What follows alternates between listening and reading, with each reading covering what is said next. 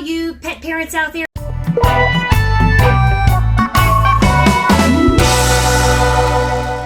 It's me, Dr. Q, the one and only life coach for people with pets, here with another installment of Staying in Place with Pets, making quarantine awesome. I know quarantine's almost over for some of us, but truly it's something that we should probably remember. It is still safer to stay at home for the most part. So if you don't have to go out, please don't go out. We went out for a walk today, and there was so many cars parked at a park down the street that we actually turned around and decided to go back home. On the way back, there was a house with a big yard with two loose dogs, and the people were not paying attention to the dogs, and the dogs actually ran straight for us. So I want to talk about what you need to do in a situation like that, because this is very, very, very dangerous, especially with two dogs. What I hear all the time is people saying, oh, my dog is fine. My dog would never hurt anybody. You know, people get offended if you show concern about their dog being loose. We have got to change that precedence. We have got to help people understand that it is extremely, extremely dangerous for lots of reasons. First of all, I don't know that those people don't have COVID-19 down there, and that they've just pet their dog, and that their dog might have the coronavirus on their coat or on their collar. And I definitely don't want that animal coming up and rubbing on me or rubbing on my dogs. Second of all, I have no idea if that dog is really, truly dangerous or not. Most people really underestimate what their dog's going to do in that kind of situation. And I don't want to be on the receiving end of finding out that it's not a behavior that we want.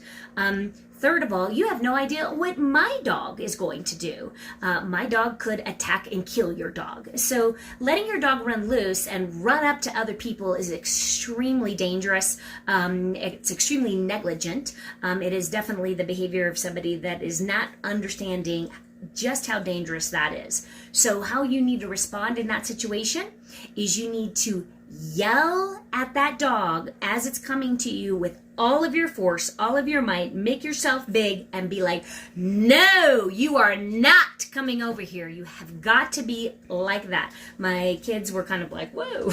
And but our lives could depend on it. So I know that some of you out there are going to be like, no big deal. But again, our lives depend on it. So if you see a loose dog coming to you, scream, yell, kick out at them, wave your leash at them, get your dog behind you, make it very clear that you will not let that dog touch you in any way, shape, or form. This is safety circle, people. We teach that all the time at the Rescue Ranch. Everybody's entitled to be safe in their own space, and that means that you don't get to come in my space unless I'm inviting you in, and I didn't invite those dogs in, so absolutely not. So keep that in mind when you're out on walks. Do not let other people's dogs come anywhere near you, and do not let them touch you or your dog. Shifting gears, day 3 with Blaze, the new rescue horse. We finally discovered today, after 3 days, what it is about her that is going to be the problem that we have to overcome. So up to now, she has just seemed so fantastic, so wonderful. She came right to us when we got her out of the big green pasture, went right back to her stall. What we discovered today is very interesting. I actually learned something today about horses, which is that sometimes when they come to you, it's not because they're coming to you, it's because they're just looking to you as a vehicle to get them to where they want to be. So she knows that people are how she's going to get back to her other horsey friends, and that she's actually very herdbound, or has a bad case of what we would call separation anxiety in dogs. Okay, so glad to have discovered it. Now we know what we have to work on right away. So we did a lot of different things with her today to try to manage her anxiety and to try to help her. What we definitely discovered from this is that this is a horse that seems like she's very compliant with people and very gentle with people, not because she trusts people, but because she's never bonded with a person before. In fact, she's kind of like, please don't hit me. You know, that's kind of where she's coming from. I'll do whatever you want. Just don't hit me. And she's very gentle about it, but you can tell that she's kind of doing this all the time. And so we have to now work on retraining her, because she only has ever bonded with other horses. She's actually never bonded with any humans in a meaningful way.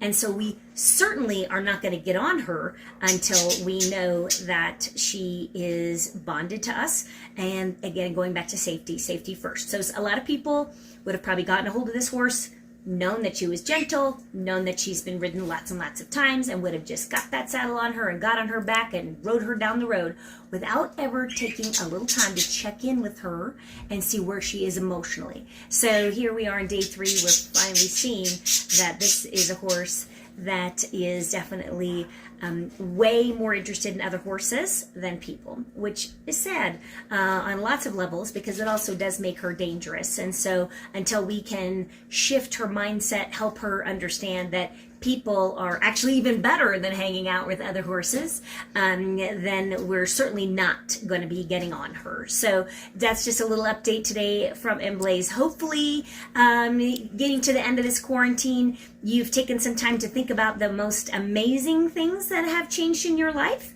since this quarantine, and hang on to those and take them with you into the future and establish some new patterns. Maybe you're eating healthier. Maybe you're exercising a little bit more.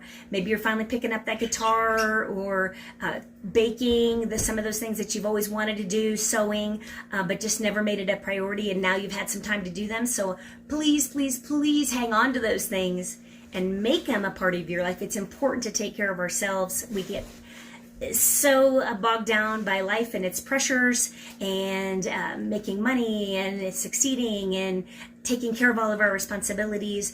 This corona is a fantastic time for us to stop and recenter ourselves and actually focus on what's important, which is family and taking care of ourselves and taking care of our animals. So on that note, I'm Dr. Q, here to help you have the most amazing relationship with animals that you ever thought possible. Please subscribe down below. Send me your comments and questions so I can answer them in another video. And please, please, please, thank you. Thank you to everybody who supports the Rescue Ranch, and consider donating to us so that we can continue to bring you all of these updates about our animals and get even more animals so we can rescue as many as we possibly can together. Have a great night, everybody, and we'll check in with you tomorrow. Bye-bye.